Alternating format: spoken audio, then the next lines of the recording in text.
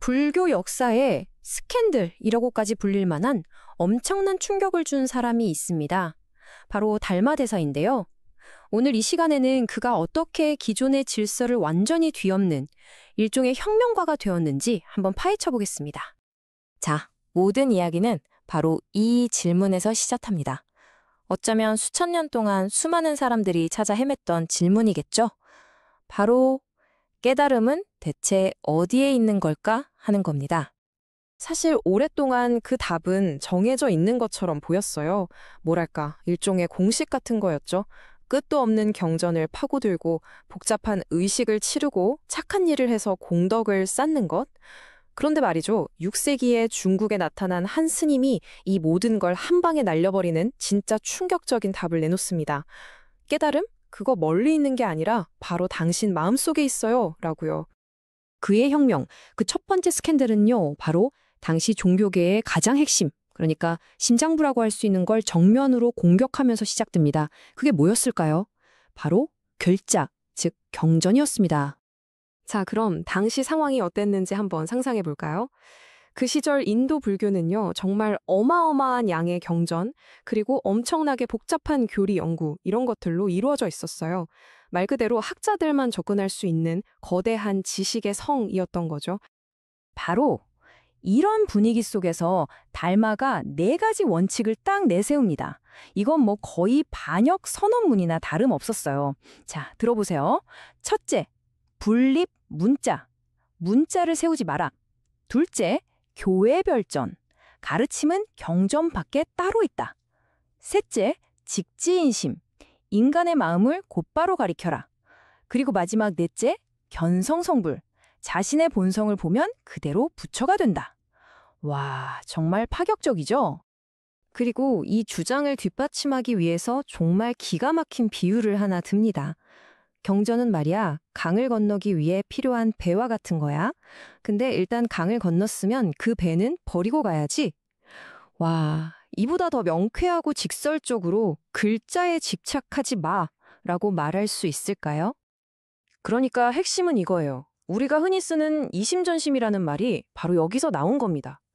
진짜 중요한 깨달음은 책에 적힌 글자가 아니라 스승의 마음에서 제자의 마음으로 말을 거치지 않고 직접 전달된다는 거죠. 마음과 마음으로 통하는 거예요. 자, 그럼 이제 그의 두 번째 스캔들로 넘어가 볼까요? 만약에 달마의 말이 충격적이었다면요, 그의 행동, 그러니까 수행 방식은 와, 이건 정말 상상을 초월합니다. 그는 절대 말만 하는 사람이 아니었거든요. 아주 유명한 이야기가 있죠. 당시 양나라의 무제라는 황제를 만난 일인데요. 이 황제는 스스로가 엄청난 불교 신자라고 자부하던 사람이었어요. 그래서 달마를 보자마자 자랑을 늘어놓기 시작합니다. 내가 말이야, 절도 이렇게 많이 짓고 스님들도 이렇게 많이 후원했는데 나 공덕 좀 쌓았겠지? 하는 식으로요. 이 말을 들은 달마의 대답이 어땠을까요? 정말 차갑고 단호하게 딱 한마디 합니다. 아무런 공덕이 없습니다. 와, 황제 앞에서 저런 말을 하다니. 이건 그냥 단순한 대답이 아니라 당시 기득권층이 그토록 중요하게 생각했던 눈에 보이는 공덕, 물질적인 보시 같은 가치를 그냥 정면으로 박살내버린 거나 마찬가지였죠. 엄청난 스캔들이었어요. 그리고 황제와 이렇게 헤어진 뒤에 그는 정말 전설이 된 아주 파격적인 수행을 시작합니다. 그의 모든 것을 상징하는 숫자 하나가 여기서 등장하는데요. 바로 9입니다. 대체 9년이라는 그 긴 시간 동안 그는 뭘 했던 걸까요? 그가 한 일은 정말 단순했습니다. 소림사 동굴에 들어가서 9년 동안 그냥 벽만 보고 앉아 있었던 거예요. 이걸 벽관이라고 하는데요. 말 그대로 바깥 세상과 단절하고 오직 자신의 내면만을 들여다보는 극단적인 수행이었죠. 이게 얼마나 대단한 거냐면 당시 다른 승려들의 수행법하고 비교해보면 바로 알 수 있어요. 다른 사람들은 막 경전을 소리내서 외우고 토론하고 공덕 쌓으려고 바쁘게 돌아다녔거든요. 그런데 달마는 어땠죠? 그냥 가만히 앉아서 묵묵히 벽만 바라보고 있었던 거예요. 왜냐? 모든 해답은 저 바깥 시끄러운 세상이 아니라 내 안에 고요함 속에 있다고 믿었기 때문입니다. 자, 그렇다면 이런 지적인 스캔들, 그리고 실천적인 스캔들까지 이 모든 파격적인 행보가 가져온 결과는 과연 무엇이었을까요? 네, 한마디로 혁명이었습니다. 바로 마음의 해방이라는 혁명이었죠. 물론 달마 혼자서 모든 걸 이룬 건 아니에요. 하지만 그의 가르침은 결코 사라지지 않았습니다. 마치 꺼지지 않는 횃불처럼 2대 해가부터 시작해서 3대, 4대, 그리고 마침내 6대 해능에 이르기까지 6명의 위대한 조사들에게로 그 번맥이 이어졌습니다.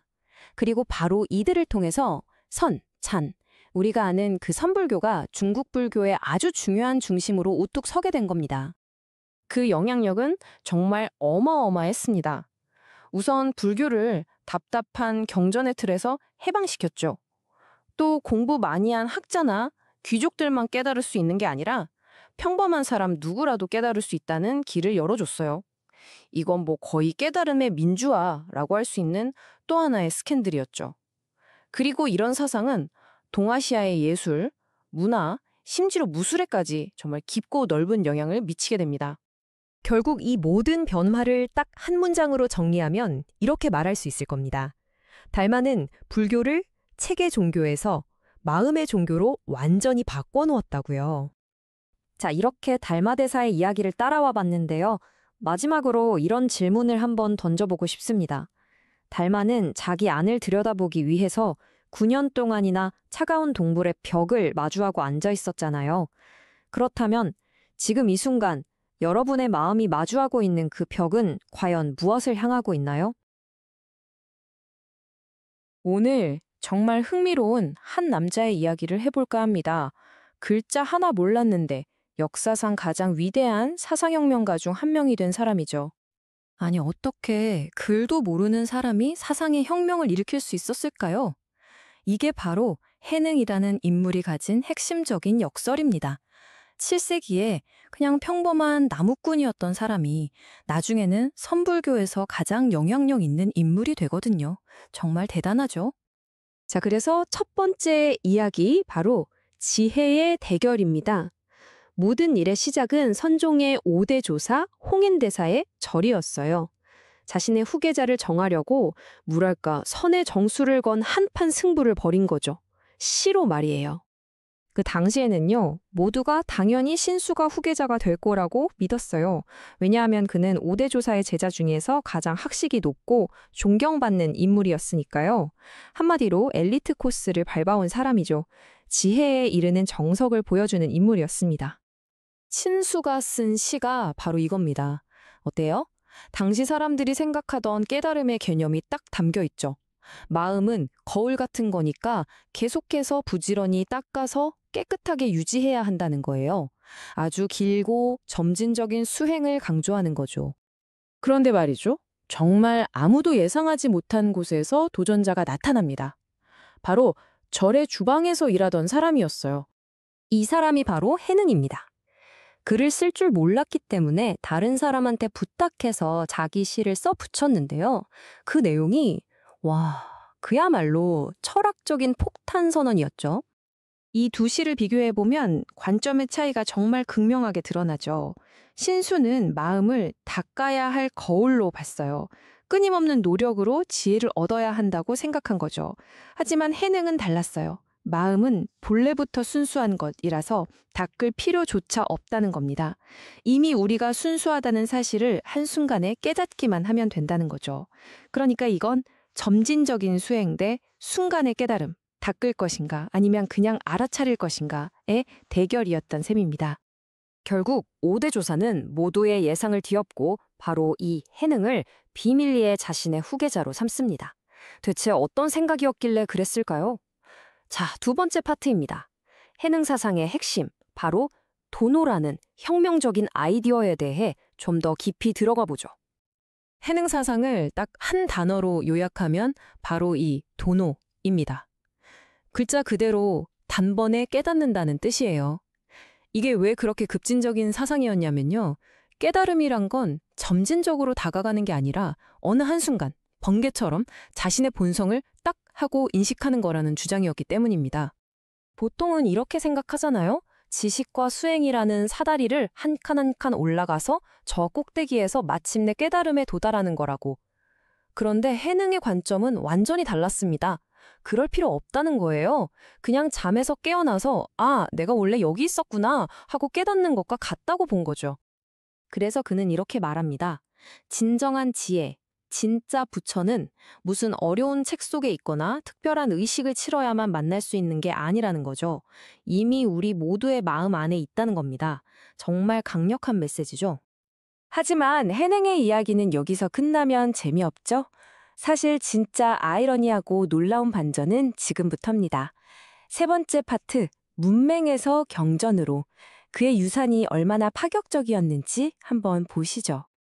여러분, 중국 불교의 그 기나긴 역사 속에서요, 한 스승의 가르침이 부처님의 말씀과 동격으로 인정받아서 경, 즉 수트라라는 칭호를 받은 경우가 몇 번이나 있었을 것 같으세요? 놀라지 마세요. 딱 한 번 있었습니다. 그리고 그 유일한 경전의 주인공이 누군지 아세요? 네, 맞습니다. 글을 읽지도 쓰지도 못했던 바로 그 나무꾼, 해능이었습니다. 그의 말이 기록되어서 그 유명한 육조 단경이 된 겁니다. 정말 믿기 어려운 일이죠. 이 문맹의 경전이 미친 영향은 어마어마했습니다. 왜냐하면요, 아주 단순하고 쉬운 우리가 매일 쓰는 그런 언어로 쓰였거든요. 복잡한 철학을 누구나 이해할 수 있게 만든 거예요. 이건 지혜가 똑똑한 학자들만의 것이 아니라는 걸 증명한 사건이었고, 일상생활 속에서 수행하는 것의 중요성을 일깨워줬습니다.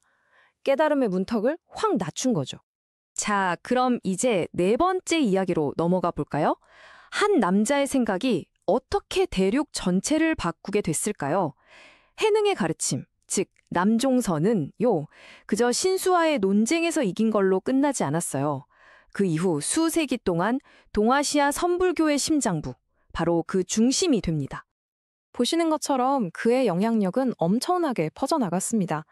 중국에서는 남종선이 완전히 대세가 됐고요. 이게 또 한국으로 건너와서는 우리 선불교의 뿌리가 됐습니다. 일본 선종의 발전에도 어마어마한 영향을 미쳤죠. 동아시아 정신세계의 판도를 바꾼 겁니다. 해능 가르침의 핵심은 바로 이거예요. 수행을 현실 세계로 끌고 들어왔다는 것. 걷고 일하고 밥 먹고 잠자는 그 모든 평범한 삶의 순간들이 바로 깨달음으로 가는 진정한 길이라는 거죠. 진리를 찾기 위해 굳이 산속 깊은 절에 들어갈 필요가 없다는 겁니다. 우리 삶 자체가 수행의 장이라는 거예요. 자, 이제 마지막 질문입니다. 이 혁명적인 이야기가 오늘날 우리에게는 어떤 의미가 있을까요? 7세기 나무꾼이 21세기를 사는 우리에게 가르쳐주는 건 대체 뭘까요? 해능의 이야기는 시대를 초월하는 메시지를 던집니다. 진정한 지혜는 외부에서 정보를 막 쌓아 올리는 게 아니라 우리 내면 깊은 곳의 통찰을 발견하는 것이라는 사실을요. 특히나 스펙, 학벌, 끝없이 쏟아지는 지식을 중요하게 여기는 현대사회에서 그의 이야기는 더욱 의미심장하게 다가오지 않나요? 그래서 이 이야기는 마지막으로 우리에게 이런 질문을 던집니다. 이 지식의 홍수 속에서 당신의 진짜 본성은 과연 어디에 있습니까? 자, 오늘은 중국 불교의 판도를 완전히 뒤집어 놓은 정말 혁명적인 두 승려에 대한 이야기입니다. 과연 선, 찬 불교는 어떻게 시작됐을까요? 그 파격적인 시작, 지금부터 같이 한번 따라가 보시죠. 자, 여러분께 제가 질문 하나 던져볼게요. 책 한 권 안 읽고 과연 깨달음을 얻을 수 있을까요? 좀 엉뚱하게 들리시나요? 바로 이 도발적인 질문이야말로 기존의 모든 관습의 아니라고 외쳤던 선불교의 심장을 꿰뚫는 한마디입니다. 그러니까 이런 새로운 바람, 이 불어오기 전에 중국 불교는 대체 어떤 모습이었을까요? 먼저 그 배경부터 좀 살펴봐야겠죠? 그 당시 깨달음은요, 정말 길고 험난한 길이었습니다. 말 그대로 산더미 같은 경전을 다 읽고 그 안에 담긴 복잡한 교리를 완벽하게 이해해야만 했거든요. 그러니까 사실상 평생을 공부에만 매달릴 수 있는 아주 똑똑한 학자나 승려들, 그들만의 리그였던 셈이죠. 그런데 바로 그때였습니다. 인도에서 한 스님이 건너오는데 바로 보리달마입니다. 이 사람이 완전히 다른 생각, 다른 방식을 들고 와서 이 모든 판을 그냥 뒤흔들어 버리기 시작하는 겁니다. 보세요. 불림문자, 문자를 세우지 않는다. 교회 별전, 가르침은 경전 바깥에 있다. 직지인심, 바로 내 마음을 가리킨다. 견성성불, 내 본성을 보면 부처가 된다. 와, 이건 뭐 그야말로 정면으로 선전포고를 한 거예요. 상상이 되세요? 당시로서는 이건 반경전 스캔들이나 마찬가지였죠. 진짜 백이는 책에 있는 게 아니야. 바로 당신 마음 안에 있어. 라고 외친 거니까요. 모든 포커스를 외부에서 내부로 확 돌려버린 거죠. 달말 파격은 이게 끝이 아니에요. 당시 황제가 내가 이렇게 절도 많이 짓고 불상도 많이 만들었는데 궁덕이 얼마나 트겠소? 하고 딱 자랑을 하거든요. 그랬더니 달마가 뭐라고 했게요? 정말 단칼에 아무런 공덕이 없습니다. 라고 해버립니다. 와, 이건 뭐 그야말로 공덕 부정 스캔들이죠. 깨달음은 그런 외적인 행위로 쌓는 포인트 같은 게 아니라고 딱 선을 그어버린 겁니다. 그리고 나서 그다음 어디로 갔을까요? 바로 그 유명한 소림사. 그 동굴로 들어가서 무려 9년 동안 그냥 벽만 쳐다보고 앉아 있었던 겁니다. 다들 화려한 의식을 치르고 경전 공부에 매달릴 때 그냥 아무것도 안 하고 벽만 보는 이 벽관 수행. 당시 사람들 눈에는 얼마나 이상하게 보였을까요? 이게 바로 모든 걸 다 내려놓은 가장 극단적이고 파격적인 실천이었던 거죠. 자, 달마가 이렇게 엄청난 파문을 일으켰는데요. 이제 이야기는 다음 세대로 넘어갑니다. 그리고 이 혁명은요, 정말 누구도 예상하지 못했던 한 인물에 의해서 그 정점을 찍게 됩니다. 5대 조사였던 홍인이 이제 자신의 뒤를 이을 6대 조사를 뽑으려고 합니다. 여기서 정말 영화 같은 대결이 펼쳐져요. 한 명은 누구냐? 모두가 인정하는 수제자이자 엘리트 학자인 신수. 그리고 다른 한 명은 놀라지 마세요. 글자 한자도 모르는 저 남쪽 시골에서 나무나 하던 해능입니다. 와, 이 대결 여러분이 보시기엔 누가 이길 것 같나요? 뭐 답은 정해져 있는 것처럼 보였죠. 두 사람이 각자 깨달음에 대한 시를 한 편씩 써서 내는데요. 이 시에 모든 게 담겨 있어요. 신수는 우리 마음은 거울 같으니까 먼지가 앉지 않게 계속 부지런히 닦아야 한다고 말합니다. 아주 합리적이죠? 그런데 해능은 뭐라고 하냐면 깨달음에 무슨 나무가 있고 거울에 무슨 받침대가 있냐? 원래 텅 비어 있는데 먼지가 어디에 앉는단 말이냐? 라고 받아칩니다. 와, 관점 자체가 다르죠? 신수가 닦는 과정을 강조했다면 해능은 닦을 먼지 자체가 원래 없다는 걸 단번에 알아차리는 게 중요하다고 본 거예요. 자, 결과는 어떻게 됐을까요? 정말 충격적이게도 5대 조사 홍인은요, 모두의 예상을 뒤엎고 한밤중에 몰래 글도 모르는 이 나무꾼 해능에게 자신의 가사와 바로, 그러니까 후계자의 증표를 넘겨줍니다. 이건 뭐 불교계 전체가 발칵 뒤집힐 만한 사건이었죠. 말 그대로 상식 파괴 혁명이었습니다. 아니, 근데 글자도 모르던 해능의 이 깨달음이 대체 뭐길래 어떻게 선 불교의 가장 중요한 핵심 사상으로 자리 잡게 된 걸까요? 해능이 던진 그야말로 폭탄 같은 개념이 바로 이겁니다. 도노, 한자로 갑자기 돈, 깨달을 오, 즉 단번에 깨닫는다는 뜻이에요. 차근차근 계단을 밟아 올라가는 게 아니라 어느 한순간 마치 번개가 치는 것처럼 자신의 진짜 본성을 확 깨닫게 된다는 거죠. 이야, 정말 혁명적인 생각 아닌가요? 그러니까 이 둘의 차이가 이제 확실히 보이시죠? 신수의 점수, 즉 점진적인 수행은 노력의 과정을 통해서 뭔가를 만들어가는 방식이에요. 반면에 해능의 도노는 원래부터 완전했구나 하는 걸 단번에 깨닫는 방식인 거죠. 비유하자면 거울을 계속 닦는 사람이랑 내 거울엔 원래 먼지가 없었네? 하고 알아차리는 사람의 차이라고 할 수 있겠네요. 그리고 정말 아이러니한 건 뭔지 아세요? 이게 진짜 최고의 역설인데 문자를 넘어서야 한다고 글자에 의존하지 말라고 외쳤던 이 문맹 스님의 가르침이 나중에 어떻게 됐느냐? 바로 중국 불교 역사상 유일하게 경이라는 이름이 붙은 책 6조 단경으로 남게 됐다는 사실입니다. 정말 대단하죠? 자, 그럼 이 엄청난 혁명이 그 이후에는 어떤 영향을 미쳤을까요? 그 메아리가 얼마나 멀리 퍼져나갔는지 한번 보시죠. 해능의 도노, 이 단번의 깨달음 사상은요, 그냥 그 시대의 논쟁에서 이기고 끝난 게 아니었어요. 이 가르침은 삽시간에 중국 불교의 대세, 주류가 되어버렸고요. 거기서 멈추지 않고 바다를 건너서 우리나라, 그리고 일본까지 동아시아 전체로 퍼져나갔고 지금은 전 세계에 영향을 미치고 있죠. 정리하자면 이 혁명은 불교의 패러다임을 완전히 바꾼 겁니다. 첫째, 깨달음의 민주화. 더 이상 똑똑한 학자들만의 것이 아니라 글 모르는 나무꾼도 바로 우리 같은 보통 사람 누구나 깨달을 수 있다는 길을 열어준 거죠. 둘째, 일상 속 수행. 밥 먹고 일하고 걷는 이 모든 평범한 삶이 바로 수행의 장이 된 겁니다. 그리고 가장 중요한 것, 진리는 저 멀리 경전 속에 있는 게 아니라 바로 내 안에 있다는 아주 급진적이고 강력한 메시지를 우리에게 던져준 거죠. 잠시만요. 지금 우리는 어떻습니까? 스마트폰만 켜면 온갖 정보가 폭포수처럼 쏟아지는 시대를 살고 있잖아요. 이런 시대에 바깥으로 향하는 시선을 잠시 멈추고 오직 자기 내면을 깊이 들여다보라는 이 오래된 가르침. 여러분에게는 과연 어떤 의미로 다가오시나요?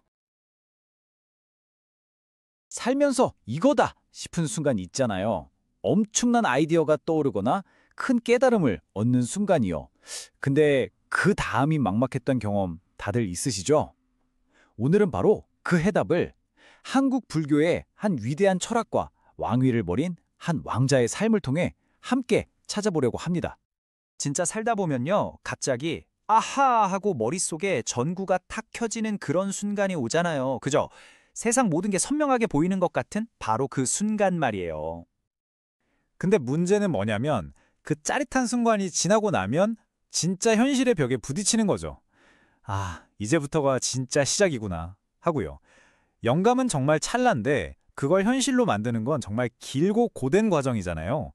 바로 이 고민에 대해서 한국 불교가 정말 기가 막힌 해답을 내놓습니다. 자, 그럼 본격적으로 한번 들어가 볼까요? 통찰, 그것만으론 부족하다. 철학자의 대답은 뭘까요? 네, 무려 12세기예요. 한국의 한 위대한 스님이 이 문제에 대해서 정말 놀랍도록 현실적인 해답을 내놓았거든요. 그 핵심 개념이 바로 들어보셨을 수도 있는데 돈오점수입니다. 보조국사 진울 스님이 딱 정리한 사상인데요. 자, 두 개로 나눠서 볼게요. 먼저 돈오. 이건 말 그대로 단박에 깨닫는다는 거예요. 아, 내 본성이 원래 부처처럼 완벽하구나 하고 깨닫는 그 아하 모먼트. 그리고 점수. 이게 중요하죠. 그 깨달음 이후에도 내 안에 평생 쌓여온 낡은 습관들을 이걸 꾸준히 점진적으로 닦아나가는 과정을 말하는 겁니다. 진울스님의 관점이 정말 현실적인 게 뭐냐면 한순간의 깨달음이 내 평생의 습관을 무슨 마법처럼 뿅 하고 없애주진 않는다는 걸 정확히 아셨다는 거예요. 비유가 정말 기가 막힌데 먼지가 잔뜩 낀 거울을 상상해 보세요. 저거 거울이네 하고 단박에 알아보는 게 바로 도노고요. 그 다음에 그 먼지를 깨끗하게 닦아내는 그 꾸준한 행위, 이게 바로 점수인 거죠. 둘 다 꼭 필요하다는 겁니다. 자, 그럼 이 점진적인 수행의 길, 어떻게 완성되는 걸까요? 사실 이 해답이 더 흥미로운 건요, 당시에 있었던 아주 치열한 철학 논쟁 속에서 나왔기 때문입니다. 이게 진짜 재밌는 지점인데요. 당시에는 아주 치열한 논쟁이 있었어요. 진울 스님의 도노점수는 뭐랄까, 도노돈수라는 사상과 대립각을 세웠거든요. 이 도노돈수는 깨달으면 바로 완벽해진다, 더 이상 수행은 필요 없다라는 좀 이상적인 관점이었어요. 하지만 진울 스님은 아니, 인간의 습관은 그렇게 쉽게 사라지지 않는다고 본 거죠. 그래서 깨달음과 노력이 서로를 이끌어주면서 함께 성장하는 아주 현실적이고 균형 잡힌 길을 제시한 겁니다. 정말 다르죠? 그러면 그 꾸준한 수행, 점수를 위한 구체적인 방법, 일종의 툴킷은 뭘까요? 그게 바로 정해 쌍수입니다. 자, 첫 번째, 정. 이건 마음을 한 곳에 딱 모아서 고요하게 만드는 일종의 집중력 훈련이에요. 단단한 기반을 만드는 거죠. 그리고 두 번째, 해. 바로 그 집중된 마음을 가지고 사물의 본질을 날카롭게 꿰뚫어보는 지혜를 기르는 겁니다. 진울 스님은 이 두 가지가 마치 수레의 두 바퀴처럼 함께 굴러가야만 진짜 성장을 이룰 수 있다고 보신 거예요. 자, 지금까지는 좀 철학적인 이야기를 했는데요. 이런 위대한 사상이 만약 한 사람의 인생 전체를 통해 구현된다면 과연 어떤 모습일까요? 이제 왕좌를 버리고 떠난 한 왕자의 이야기로 들어가 보겠습니다. 이야기의 주인공은 바로 신라의 왕자 김교각입니다. 생각해보세요. 24살. 한창 나이에 왕자라는 어마어마한 지위를 그냥 버리고 당나라로 건너가 스님이 됩니다. 그리고 중국의 구화산이라는 아주 외딴 산에서 자그마치 75년 동안 수행자의 삶을 살아요. 75년. 정말 상상이 안 가죠? 극도로 검소하게 살면서도 주변의 힘든 사람들을 돕기 위해 직접 밭까지 갈았다고 합니다. 그리고 99세에 입적하시는데 놀랍게도 그 육신이 썩지 않는 기적이 일어납니다. 네, 이 놀라운 사건은 김교학 스님을 그냥 위대한 스님, 그 이상의 존재로 만들게 됩니다. 그의 삶 자체가 불교에서 가장 존경받는 한 존재의 위대한 약속과 똑같이 여겨지기 시작한 거죠. 시간이 지나면서 사람들은 김교각 스님을 보면서 아, 저분은 그냥 평범한 스님이 아니구나. 지옥에 있는 모든 생명을 구원하겠다는 지장보살이 직접 이 땅에 오신 거구나 하고 믿게 된 거예요. 그 끝없는 자비심 그리고 육신이 썩지 않았던 그 기적이 바로 그 증거라고 생각했던 거죠. 그리고 이것이 바로 그 지장보살의 위대한 서원입니다. 지옥미제 서불성불. 지옥이 텅 빌 때까지 나는 결코 부처가 되지 않겠다. 와, 정말 엄청나죠? 모든 존재를 구원하기 전까지는 나 자신의 완성을 뒤로 미루겠다는 거예요. 이보다 더 큰 헌신과 자비가 있을까요? 사람들은 김교각 스님의 75년 인생이 바로 이 서원을 온몸으로 실천한 것이라고 본 겁니다. 자, 그렇다면 이 수백 년 전의 철학과 한 왕자의 이야기가 지금을 사는 우리에게는 어떤 의미가 있을까요? 이제 이 지혜들을 우리 삶으로 한번 가져와 볼 시간입니다. 핵심들을 한번 정리해 볼까요? 첫째, 통찰에는 반드시 행동이 따라야 합니다. 번뜩이는 아이디어, 즉 도노는 시작일 뿐이고 점수라는 꾸준한 노력이 있어야만 그게 진짜 내 것이 됩니다. 둘째, 균형이 정말 중요해요. 마음을 모으는 집중력, 정과, 날카로운 통찰력, 해가 함께 가야 진짜 발전이 있죠. 셋째, 진정한 리더십은 섬김에서 나온다는 것. 김교각 스님처럼요. 권위는 왕관이 아니라 다른 사람의 고통을 덜어주려는 헌신에서 나옵니다. 그리고 마지막으로 이 모든 이야기들은 서로 다른 생각들을 하나로 아우르려 했던 한국 불교의 그 통합적인 정신을 아주 잘 보여주고 있습니다. 자, 그럼 이 질문을 마지막으로 여러분께 던지면서 오늘 이야기를 마무리할까 합니다. 여러분의 삶 속에는 아하 하고 깨달았지만 아직 그 고되고 위대한 첫걸음을 떼지 못하고 있는 통찰이 과연 무엇인가요?